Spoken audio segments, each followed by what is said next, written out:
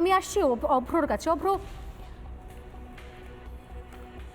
দেখুন আমি একটা কথা বলি প্রথমেই, আজকে এটা খুব স্বাভাবিক, আমি জানি যে এই পুরনো কথা বললেই চোখ নিজেকে আটকে রাখা যায় না, নিজেকে কন্ট্রোল করা যায় না, কিন্তু আজ সত্যি ঘটনাগুলো ঘটার সময় আমার মনে হচ্ছে আরও একবার করে মানুষকে জানাই যে কেন এই মনোজিৎ মিশ্ররা আজকে এত দূর বাড়ন্তটা হলো, এত দূর বাড়তে পারলো।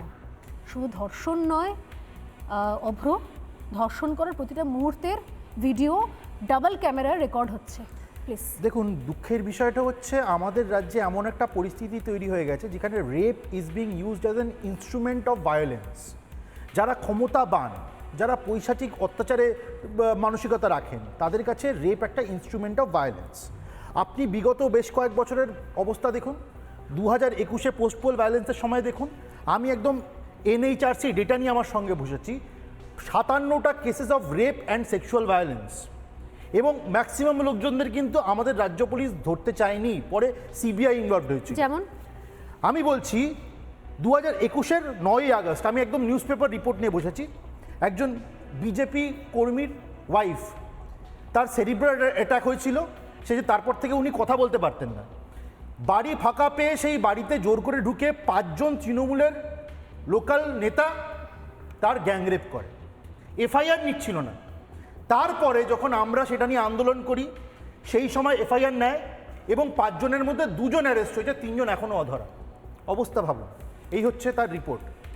হাড়োয়াতে, বসিরহাটে কি হয়, একজন বিজেপি মহিলা মোর্চার কার্যকর্তা ছিলেন, তাকে পুরো স্ট্রিপ করা হয়, বিবস্ত্র করা হয়, বিবস্ত্র করে একটা পাত্রে প্রসব করে হচ্ছে তৃণমূলের লোকজন, তারপর তাকে সেটা খেতে বাধ্য করা হয়। এটা হচ্ছে তৃণমূলী অত্যাচার। বোয়ালি, সাউথ 24 পরগনা, 6টি মেয়েকে, তারা বিজেপি করতেন, তাদের পরিবার, তাদেরকে প্রত্যেককে বিবস্ত্র করা হয় এবং ওই গ্রামে প্যারেড করানো হয়, সেটার ভিডিও তুলে রাখা হয়। একটু এগিয়ে আসুন, 2023 আমি আবার নিউজ পেপার রিপোর্ট নিয়ে এসেছি। এখানে কি হয়, একজন মহিলা, তিনি ভারতীয় জনতা পার্টির টিকিটে পঞ্চায়েত ইলেকশনে লড়ছেন বলে তাকে মারধর করা খালি হয় না, তাকে পুরো স্ট্রিপ করা হয়, পুরোপুরি বিবস্ত্র করা হয়, আবার একইভাবে তাকে গ্রামে হাঁটানো হয় এবং তার ভিডিও করা হয়। এই হচ্ছে অবস্থা। আরেকটু এগিয়ে আসুন, 2024 আবার একজন বিজেপি কার্যকর্তা, তার মা এবার বাড়িতে ঢুকে হাত পা বেঁধে জোর করে তাকে রেপ করা হয় এবং রেপ করে তাকে বাড়ির বাইরে একটা সাইডে ফেলে দেওয়া হয়। এই হচ্ছে বারবার ঘটা বিষয়। আমার বক্তব্য হচ্ছে এই ঘটনাগুলো যখন ঘটে তখন আফসোস আমাদের নাগরিক সমাজ মশাল হাতে রাস্তায় নামে না, কারণ তখন বলা হয় এটা তো বিজেপি করে বলে করেছে। আরে বিজেপি করে বলে রেপ করার স্বাধীনতা পেয়ে যায়, বিজেপি করে বলে বিবস্ত্র করে গ্রামে ঘোরানোর স্বাধীনতা পেয়ে যায়, বিজেপি করে বলে ধর্ষণ করার পরে তার গায়ে প্রস্রাব করা যায়, বিজেপি করে বলে এগুলোকে অ্যালাউ করা হয়েছে, সমর্থন করা হয়েছে, দিনের পর দিন চুপ করে বসে থাকা হয়েছে বলে আজ মনোজিৎ মিশ্রদের জন্ম হয়েছে। আর আমি রিপাবলিক বাংলাকে, কারণ ধর্ষণ অপরাধের কোনো রাজনীতি হয় না, একটাই রাজনীতি হয়, মেয়ে শরীরকে ভোগ করো, এর বাইরে কোনো রাজনীতির রং হতে পারে না। রাজনীতি যে কোনো দল যার যার, রাজনীতি যার যার, পতাকা যার যার, কিন্তু নিষ্পেষণ, নিগ্রহ, ধর্ষণ শুধুমাত্র মেয়েদের। বাহ, এ কোথাকার নিয়ম?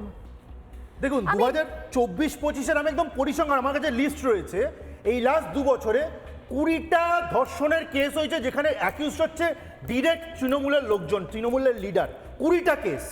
আপনি মনে করে দেখুন হাঁসখালির কথা, আপনারাও লড়াই করেছেন, হাঁসখালিতে একটা পঞ্চায়েতের নেতার ছেলে রেপ করে মেরে দিল এবং মুখ্যমন্ত্রী মমতা বন্দ্যোপাধ্যায়, যিনি পুলিশ মন্ত্রী, যিনি প্রশাসনের হেড, উনি বললেন মেয়েটার অ্যাফেয়ার ছিল, মেয়েটা প্রেগনেন্ট ছিল। মানে এইটা পার্ক স্ট্রিট বলে বলে আমরা তো মুখে ফেনা উঠে গেছে।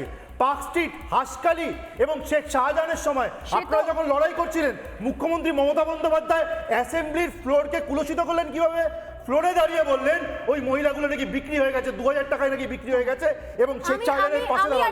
আমি আজকে যাব না মুখ্যমন্ত্রীর কথাতে, আমি যাব না এই কারণে, কারণ মুখ্যমন্ত্রীর ওই প্রেগনেন্ট ছিল নাকি অ্যাফেয়ার ছিল সারা পশ্চিমবঙ্গ জেনে গেছে। আমি শুধু একটা কথা বলি, আজকে আপনাদেরই হয়তো অনেকে জানেন, অনেকে জানেন না, মেদিনীপুরের একটি জায়গাতে যখন শুধু রাজনীতি, বিরোধী রাজনীতি করার জন্য একজন ষাটোর্ধ্ব মহিলার ঘরে ঢুকে তাকে Exactly. বিবস্ত্র করে, তাকে নগ্ন করে, শরীরে একটা সুতো রাখা হয়নি, সে অবস্থা তাকে ধর্ষণ করা হয়। তার সামনে উপস্থিত ছিল তার 6 বছরের নাতি।